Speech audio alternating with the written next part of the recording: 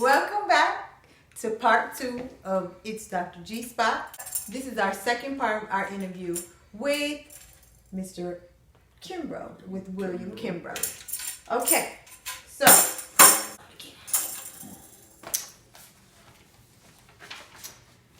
questions for Billy.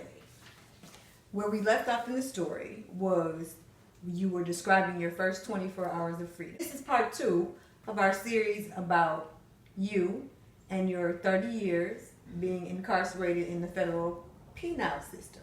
Is that it? Yeah. Okay. And so you were no longer incarcerated. You had been set free. So on your first visit, the first major thing that you did was go to Walmart. And that's where I need for you to pick up. So your first trip to Walmart. My first trip to Walmart was exhilarating. Okay. Because when we walked in there, we walked in on the fruit section. And I just went bananas. Okay. Yeah, they had a lot of fruit that we did not receive while we was on the island. The only thing they gave us was bananas and apples. Okay. And when I saw strawberries and grapes and kiwis and mangoes and pineapples and I just went bananas. Okay. Okay. Yeah, and I enjoyed myself, you know. So you are now in Miami. I was in Miami. Okay. Yeah. And we went from there to the clothing section, and I had to pick out my own clothes. Okay. And then we had to pay for it. And I didn't pay for it. My son, he paid for it, and he used the card. And, Okay. And that was all brand new. Oh, yes, that's all new because you were using a debit card. Yeah, we was using a debit card, and I'm used to having cash in my pocket. Really? Yeah. Okay. So that was interesting. I didn't know that you could have cash in prison. No, we didn't have cash in prison. I'm talking about before I went to prison. Okay. Yes. So well, you didn't know about an ATM machine either. So you were using the electronic debit machine. So he paid for it, and you had to see how I know you have since learned about that. You are now much more functioning about how you have to put your code in and all that. Or if you run credit, you don't have to, but with the debit, you have to put your code in and all that. And then you walk out of the store. And that's Isn't that something? Yeah, I remember the first time that I tried to do it by myself, and I had to have the cashier help me do it. And I looked at her, I said, I explained to her, I just did 30 years in prison. I said, you probably not even 30 years old. She said, are you for real? I said, yeah. I said, so all this here is brand new to me. I said, I don't mean to waste your time or anything. I said, but I'm learning. She said, I wish you luck. Okay, that's beautiful. You said, bless you, and I wish you luck. That's beautiful. That's beautiful. Okay, so after Walmart, we're still in your first 24. Mm-hmm. Then what did you do? I went home and I got something to eat.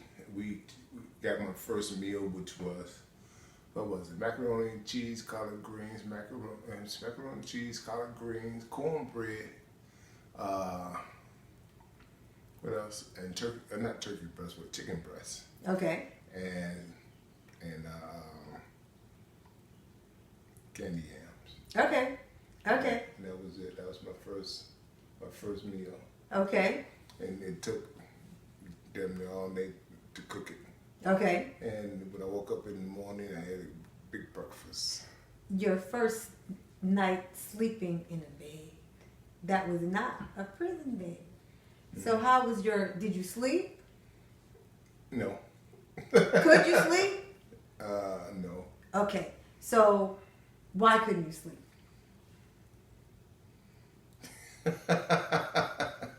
I really wouldn't want to answer that question. Okay. Not in the interview because I don't want nobody to look down on the person that I was sleeping with. Okay, that's fine. That's fine. Yeah, that's fine. Couldn't sleep, and it wasn't comfortable to me. Okay, that's fine. I'm just speaking about a new place, in a new house, so Okay, all right. So you didn't sleep. So we'll just leave it at that. In other words, you spend 30 years in a bunk bed sleeping by yourself, and Yes. then all of a sudden you got somebody that wants to cuddle with you. I understand. I couldn't sleep like that. And so that's what. So I mean, that is real. That doesn't. I don't feel like that. The way that you just explained it, I don't feel like that says anything about the person that wanted to cuddle with you. It just says that you just explained it. You've been sleeping in a bunk for 30 years, and now you haven't had anyone to be near you and to sleep, and so that's a different experience. And it might not be a comfortable experience because it's unusual. Yeah, it wasn't.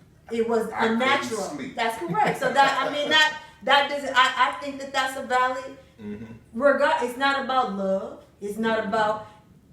That's just reality of a human being, or anything that this is what it's been doing for all this time, and now it is expected to immediately adapt to a certain other type of situation that is unfamiliar. Yeah.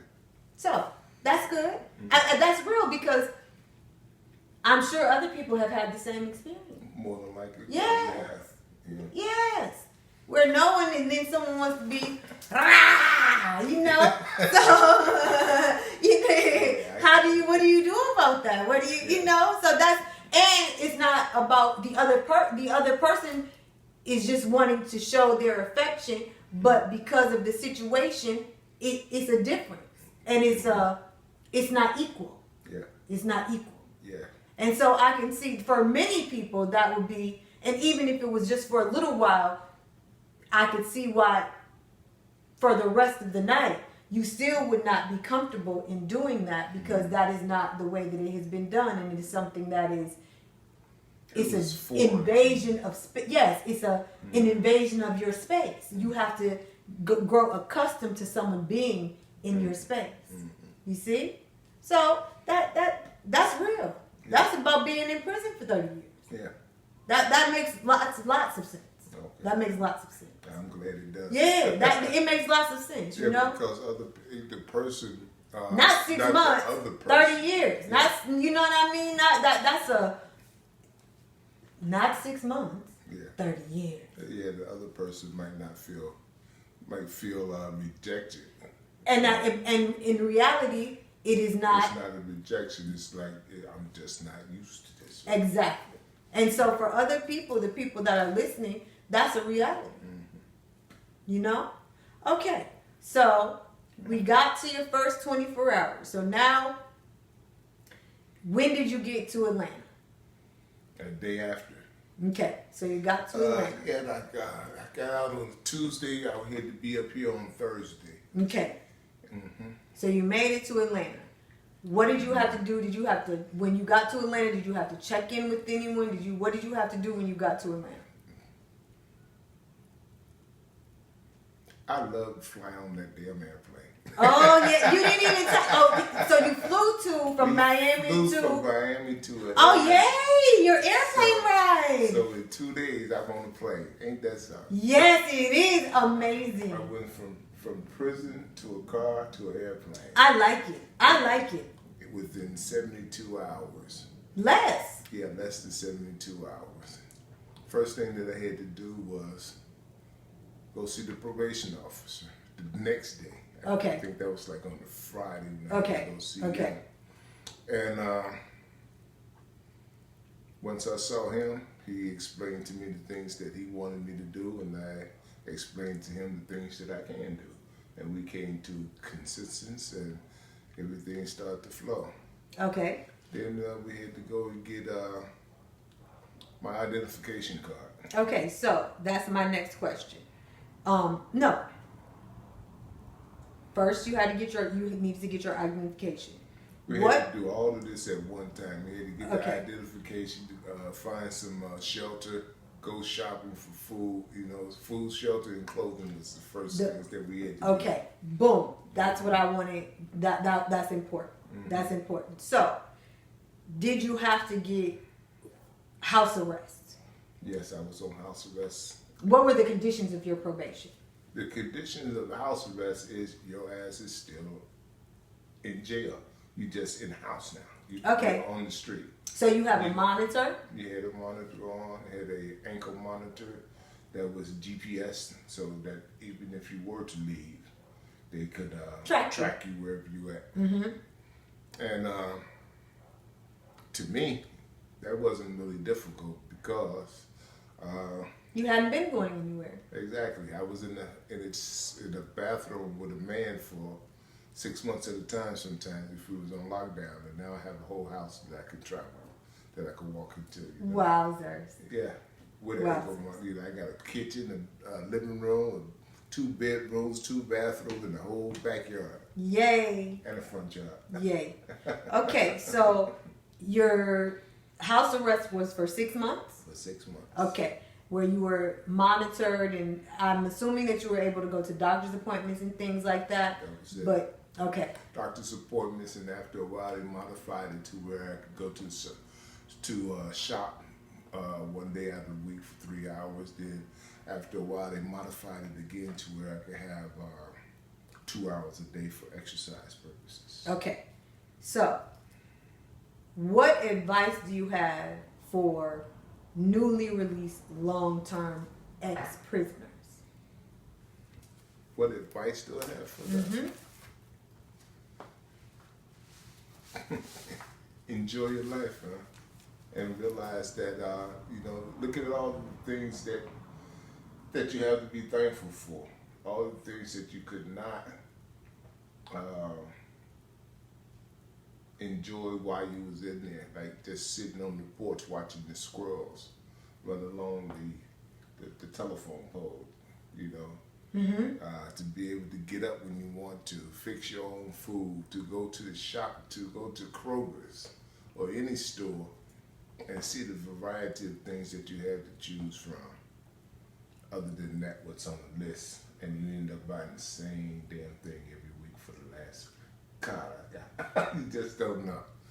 To buy the same thing every week for 30 years can be really depressing to where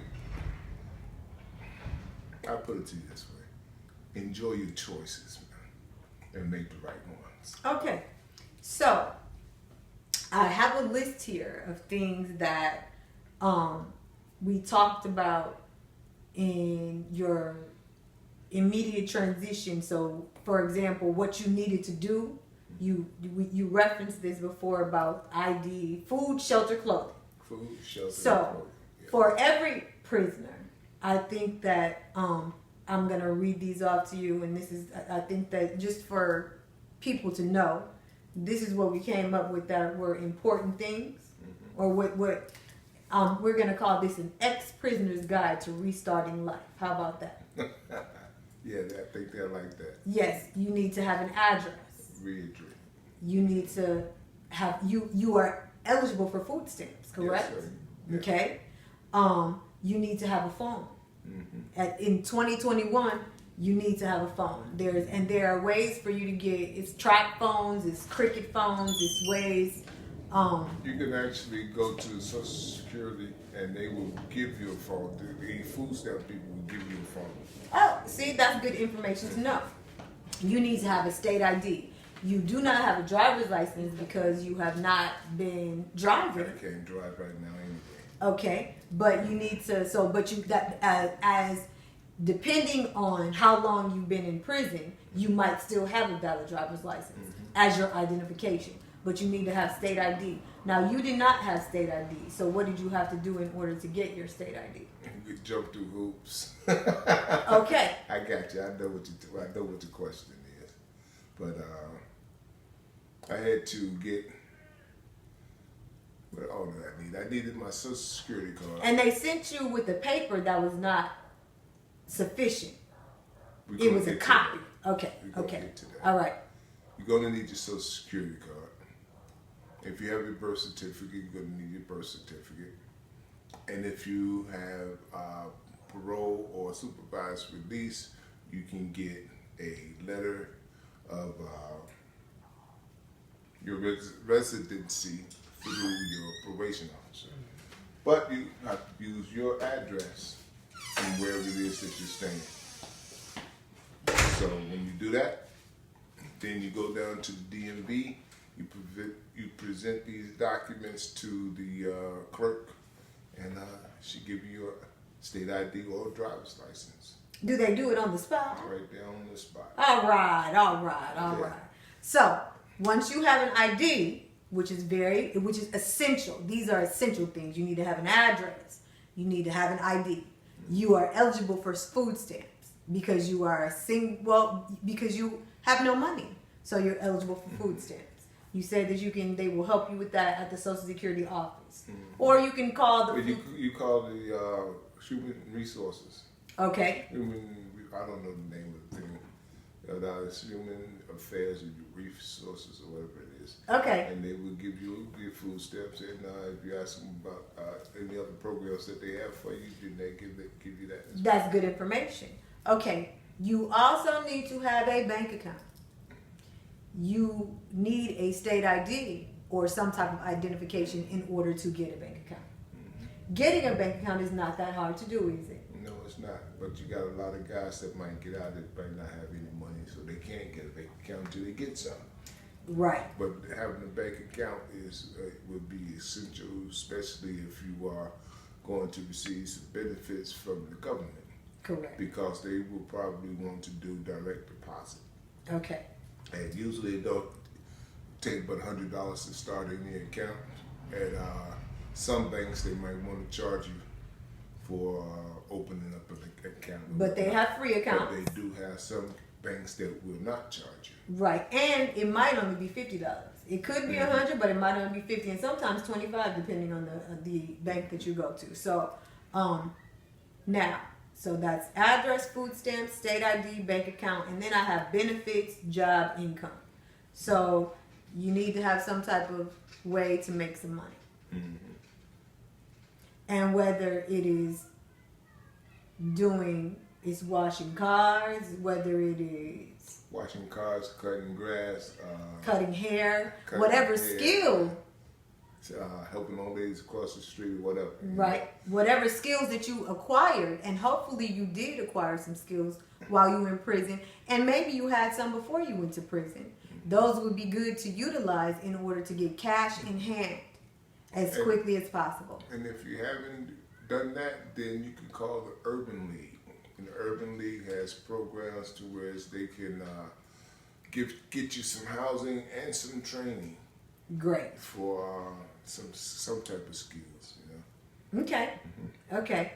So with that, in order to get a state ID, you did have to jump through some hoops. Mm-hmm. But for these things, getting an address, getting food stamps, getting a state ID, do not be discouraged, because it may take you more than one try in order to get these things, but these are going to be necessary things that you're going to need. So don't get discouraged and give up, and ask someone for help. If you need it, if it's not working for you, you need to ask someone for help. If you're in the halfway house, they should be able to help you.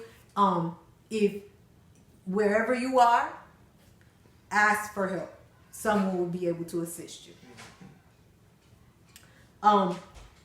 Another thing that you're going to need access to the internet and a computer.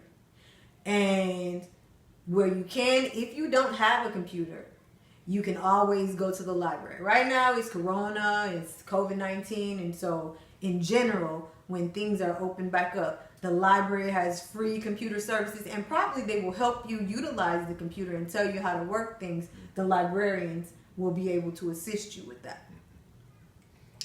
Google and YouTube, what are they, Billy? They're your best friend. Say it again. Google it. Google that shit. That's right. It's called GTS. Google and YouTube are your best friend. Yeah, every time I asked a question about something, somebody said Google it. And so Google it is a search engine. Google is a search engine for information on the internet. You type in whatever your question is, and Google will have an answer for you. Mm-hmm. So YouTube is owned by Google, and it is videos that give you information. Mm-hmm. And anything that you want to know, any questions that you have, somebody on YouTube, just like you're watching this video on YouTube, somebody on YouTube is going to have an answer for you. So, or if you're listening to this on a podcast, there's a way for you to get information. The internet is your friend. However, it can be used for good or it can be used for bad. So you need to be using it to acquire information that is going to help you in your transition and your transformation to get to where you need to go. Not for anything other than that, at least not at first. You need to use it for information to get you to get stability. That's what I would say. You're also going to need transportation, but there's public transportation, there's Lyft, there's Uber, there's ways for you, there's still taxis, there's ways for you to get around with people, but you're going to need transportation. If you need, and with that transportation, you'll have to have insurance on that vehicle if you own that vehicle, or yes, if you have a vehicle. And my advice for anybody is get on the bus, man, enjoy this shit. And ride the train, and you can ride the train Get too. on the So bus, yes, ride the train, get a chance to know the city that you're in again, and take your time, because you don't have to be in a rush to get all of this here. It's all gonna come to you. I know one thing for sure and two for certain. When you start to get into a rush to do things and you want to try to catch up with the Joneses, you start taking shortcuts. And when you start taking shortcuts, that leads back to mistakes. And mistakes lead back to you don't even want to think about it. Correct. I agree with you. Now, I want to talk about one more thing. Your physical health. Everybody is not, some people are healthy when they get out of prison, some people not so healthy. However, I think that even if you've been working out and you've been doing things in prison, the prison diet is so controlled that nobody is really as healthy as they can be, even though they might look healthy. So I think that everybody should do some sort of detox when you first get out of prison to flush all your system out. And then you start with your new diet with good, fresh fruits and vegetables and things, and all the good stuff that you can get at the grocery store with your food stamps if you have them, or with the groceries that the kindness of others have gotten you, or if you have money, however it goes. But I think that a detox, just at first, just a good colon cleanse where you can Google ways to do that. I think that you should just flush your system. Drink lots of water, eat fruits and vegetables, and flush your system. So, do you agree with that? I agree with that. I think Okay. a person should really fast for about a week. And that's the way. I agree. Flush your system, fast for about a week, just drink water and fruit juices. And then after that week, then you can start on your fruits and vegetables and whatnot. And if you choose to go to eating meat and flesh again, cool. That's on you. But it's such good things when you can't. That's a good suggestion. But if I've been dreaming about pizza for the whole time that I've been in prison, or some ice cream or some different things, we wouldn't want to take away some of those indulgences initially. However, I think that what we're saying is the right thing. But you might want some cakes and cookies and things that you didn't have before as soon as you get out of prison. Yeah, I'm gonna have them. Okay. Okay. So, is there anything it's very important to have a network of friends and family. That works. If you don't have friends and family, the people in the situations that's at the halfway house, you need to utilize whatever resources are available for you to be able to build a network of people, because people need people. And you're going to need some help. You're going to need somebody to answer some questions. Even if it's your probation officer, you need to ask. If you have a question, you need to ask. Because closed mouths never get fed. And that's what I say.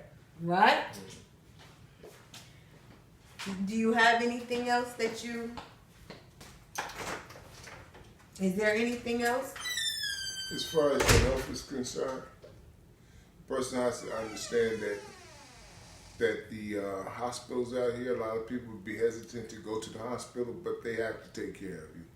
When you was inside, if you got sick, you went to sick call, they took care of you only when you was half dead.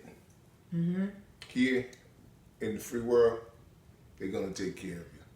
If you go in there and you say you're having chest pains, they're gonna give you the what for. They're gonna find out why you're having chest pains. I might have it right now. It's only been 6 months since I've been home, and I have ran up a bill of damn near $500,000 on the medical bill because I've had open heart surgery. I thought I was having a stroke, and all of this is because of the lack of adequate medical assistance that we had when we were in there. Okay. And it built up to the point to whereas if I was still in there, I think I would have died before this year was out. Okay. But because I was released, I was able to go to the hospitals. I found these doctors, and they actually did what needed to be done. They stopped treating the symptoms and treated the problem. Okay. And I felt a whole lot better. Even though I did have to have open heart surgery, I'm healing. And Okay. I feel a whole lot better. And don't be afraid to take help. Because if you've been incarcerated for years, you can't help yourself. You gotta have some time to readjust.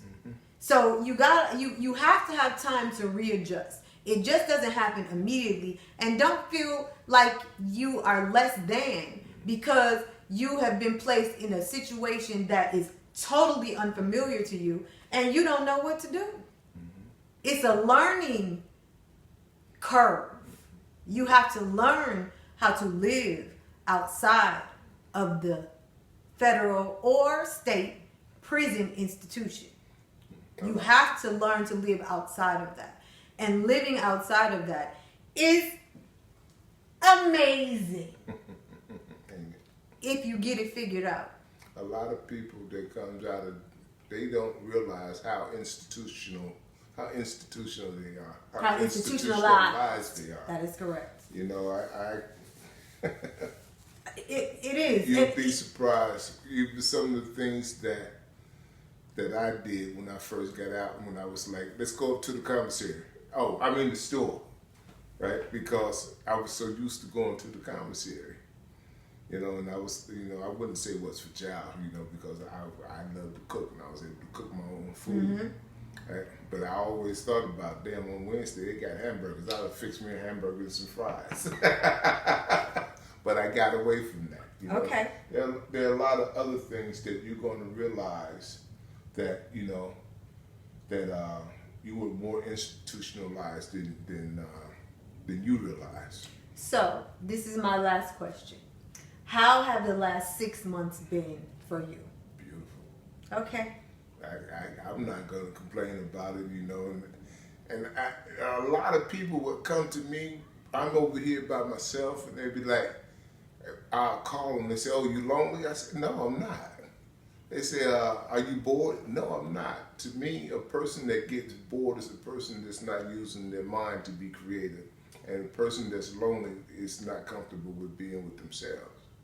I don't get lonely and I don't get bored because there's so much out here to do other than walk to the yard and go back to your cell, to go to work and go back to your cell, to go to chow and go back to your cell.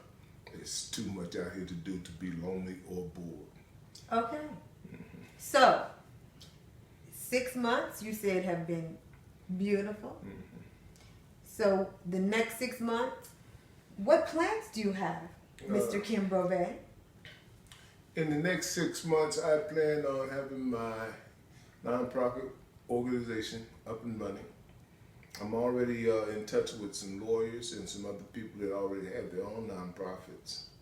I plan on having some type of employment, even though it might be just part-time.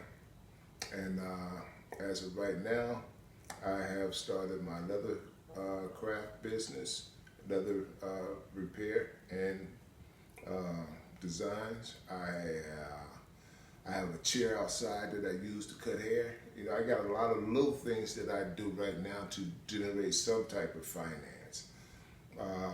Within the next 6 months, I plan on having everything up and running. Okay. But like they say, man plans and Allah plans, but Allah is the best of planners.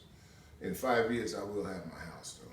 All right. In the next 6 months, I will have a car and be able to move around a little bit more. I like it. You know, and Yes. as long as I'm able to move around, I will be generating some type of finance.